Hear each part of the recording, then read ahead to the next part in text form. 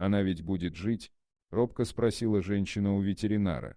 Будет, но не больше нескольких часов, вынес свой вердикт врач. Услышав эти слова, собака с трудом подняла голову и посмотрела на людей, в ее взгляде читалась боль и беспомощность, вскоре из них покатились слезы. Она была еще молода и почти не жила, а ей уже вынесли смертельный вердикт. Мы не сдались, тем более, что и сама цыганочка не собиралась расставаться с жизнью так просто. Собака боролась за каждую минуту, за каждый час своей жизни. Дважды она была на грани, но нам удавалось вовремя найти для нее доноров. Ветеринары прилагали все усилия, но никак не могли установить диагноз, а значит, лечили симптомы, а не саму болезнь, которая никак не получалось идентифицировать. Пару раз я собиралась везти цыганочку в клинику в столице, но она была слишком слаба и нестабильна, ветеринары опасались, что дорога будет для нее фатальной.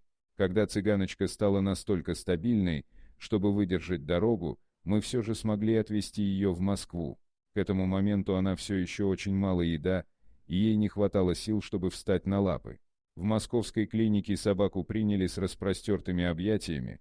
Сразу же был созван консилиум. Понять, что стало причиной болезни, удалось не сразу, но в конце концов диагноз был установлен. Цыганочка отлично вела себя в клинике.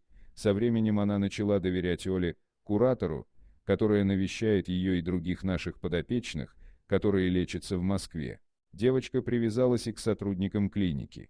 Всего за месяц лечение принесло отличные результаты, врачи смогли вырвать цыганочку из лап смерти, она практически вернулась к полноценной жизни.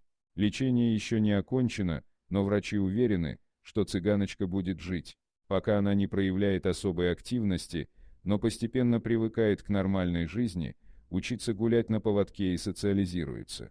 Чтобы собака быстрее привыкала к людям, управляющий клиники поселил ее в своем кабинете, где ей гораздо интереснее и веселее, чем в закрытой клетке.